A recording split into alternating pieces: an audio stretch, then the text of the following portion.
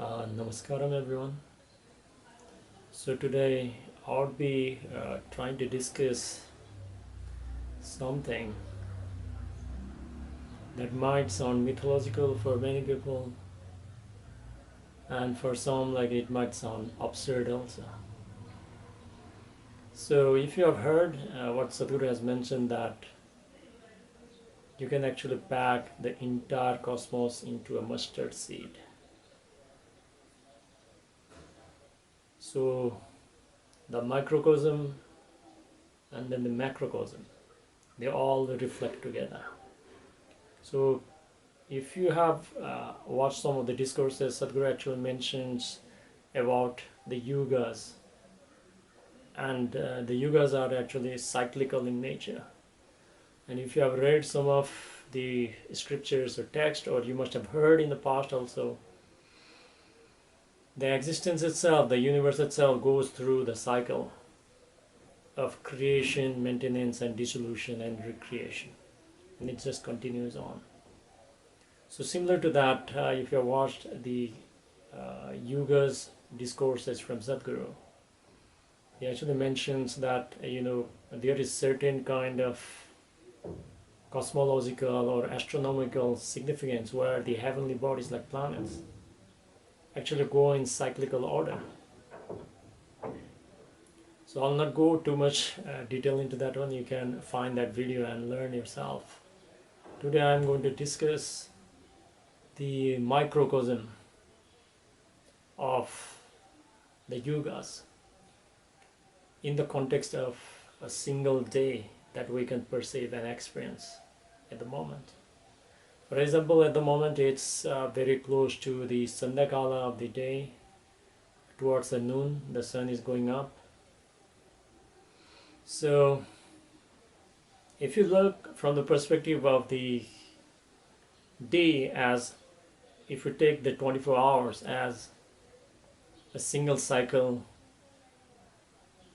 of existence, then in the morning, at least like when we are sleeping and everything, we are not aware of what is going around us. So that can be considered as the inert state or the death itself.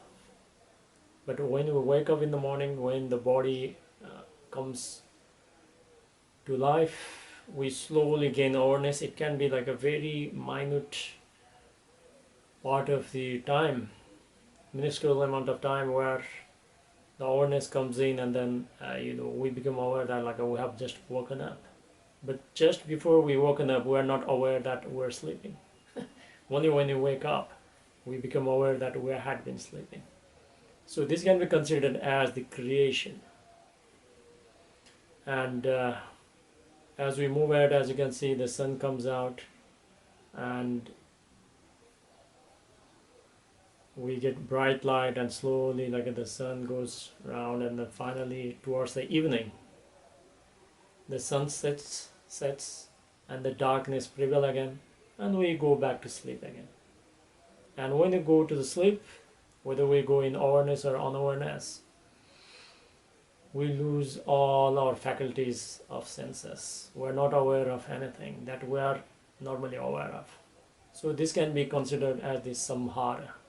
So the morning when you wake up, that can be considered as a creation or the srishti, because that is where we now created the external environment or the world in our senses, in our mind, through our awareness and consciousness. Similarly, when we go to the sleep, the creation that was in our head has been destroyed, at least in our experience, and that is considered as the sanghar. So there's a creation, and then the life goes on, and then the destruction happens, and then like there is an inert part during the sleep, nothing actually happens, and finally next morning it creates another world, and then like it just continues in cycle, just like the cycle of creation. Now, but where does the Yugas fit into play? So if you're aware, if you wake up early in the morning, it's very silent. There is not much activity, although there is a lot of activity on the other side of the world, but at least in our environment where we live, there is very less activity. Most of the people are sleeping. If you wake up early, there's not much of noise. All the animals and birds, they are also resting and everything. So there is like a different kind of calmness and different kind of energy at that moment of time. And this is the time of the creation. That is why it is called known as the Brahma Muhurtam. Technically, it is taken around like 90 to 96 minutes before the sunrise. At Isha, because of the grace of Sadhguru, we use 3:40 a.m. as the Brahma Muhurtam time, the time of the creation. So when the creation has been made, that is basically what we refer as a creation. Is basically our body is in complete tamas, paralyzed, and then it just comes out into the rajas. So that is the most conducive time when we can actually shape ourselves, because your body is in a natural motion at the moment, moving from rajas to moving from tamas to rajas. Similarly, in the night when we are going to sleep, it will go from rajas to tamas, from activity to inertness or inertia. So in the microcosm of the yugas, how it is separated is, if you know, there is 4 yugas, starting with Satya Yuga, Treta Yuga, Dwapar Yuga, and Kali Yuga. So why we actually call that? So Satya Yuga is basically the truth. The truth is undissolved and everything, and it is one of the reasons that most of the people, even in the scriptures and what they said is, in Satya Yuga, people didn't have to even speak. They can communicate with each other without even having a language. So language was invented afterwards. And not only that, like just by sitting in a samadhi, like one could become realized very easily. They didn't need to do any yoga, meditation, nothing. They didn't have to do anything. And it goes to certain length that, like even in Bhakti Yoga, and some of the sects also say that like a Bhakti or the devotion is the only way to become liberated in the Kali Yuga.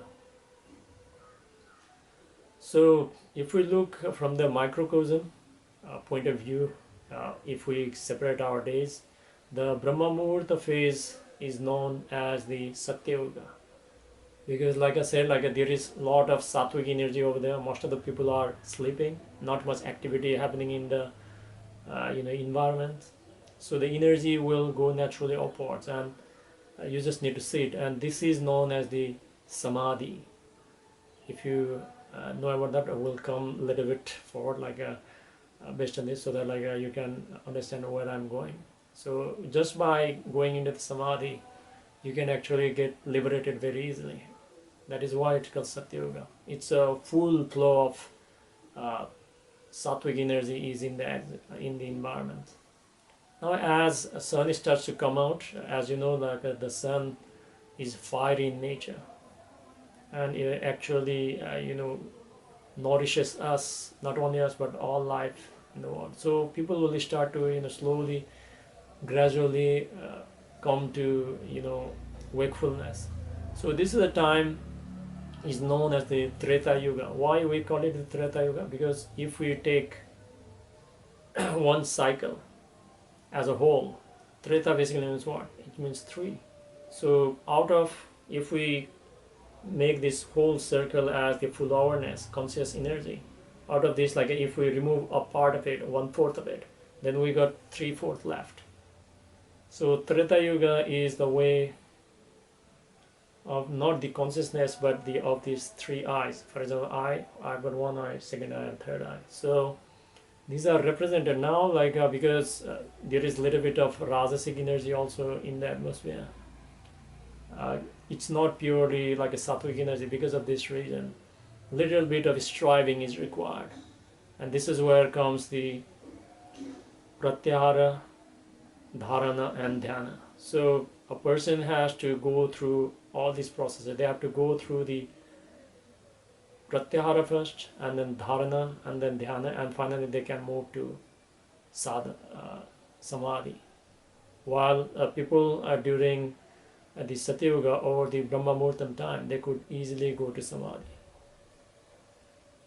Now the energy, conscious energy is there. Now, like as the time passes by, the morning has entered completely, and like most of the people are now all awake. But it's still like now when most of the people are more awake, now there is lot of rajasic energy in the atmosphere, like a very less sattvic energy, and little bit of tamasic energy also has entered over there. So not much inertia is there, but like a little bit is there, but like mostly rajasic energy is there. And because of that reason, some people are doing exercise, some people are, started their work earlier when they start to wake up or something like that. So a lot of disturbances there in the environment. And as you know that like this body is also part of the existence, so whatever happens in the macrocosm is also happening in the microcosm.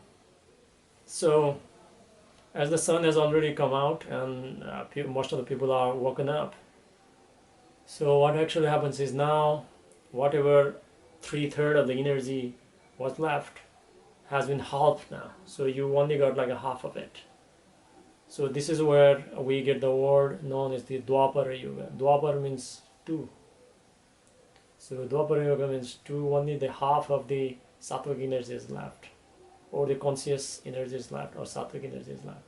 So because of that reason, like we use something known as the pranayama and then the asanas. So these are the two things are actually required at this point, so that you are disciplining your like a body, as well as you are organizing your breathing also, because now like the atmosphere has started already, the change, the dynamic nature is already now there, so you need to balance your pranas using the pranayama, and then the balancing your disciplining your body. So you organize your body and then the energy so that you can move to pratyahara, dharana, dhyana, and finally samadhi. So when you come towards the Dwapar Yuga, you have to put too much of effort compared to the previous Treta and then the Satya. So after this is done, like as everybody has woken up and people are so much engaged in the world, so now it's slowly we are moving towards something known as the Kali Yuga, where people are not actually in their true nature, but like they have identified themselves with different identities. Even the person who had been meditating, they might also be going on and taking the identities of like son, father, husband, employer, and all different kind of identities, and they go on doing certain kind of transactions in the world, physically, emotionally, energetically, whatever, in different ways. So because of this reason, like it's very difficult for one to be get affected by external forces. So this is where the two things comes. This is known as the yama and niyama. And yama and niyama actually has got like its own like a different parts. I will not go too much into this one. So it's called as a Kali Yuga because like you are getting impacted by external forces, and this is where like a yama and niyama are basically used to control your two mouths. These are the mouth. One is of the mouth of the belly, and then another is the groin, because these are the only things which is known as the greed and everything, which is going to take you outwards. So this is the reason, like, and this lasts till the evening, and as the day matures towards the night, towards the evening, more and more people become more animal nature and tamasic in nature, and more rajasic in nature. So they want more tendencies on like having fun or like a pleasure based, and they identify these senses as everything. And that is one of the reasons like there are different ways to handle this. Like I'll not go too much into this one. This is mostly about the 4 yugas.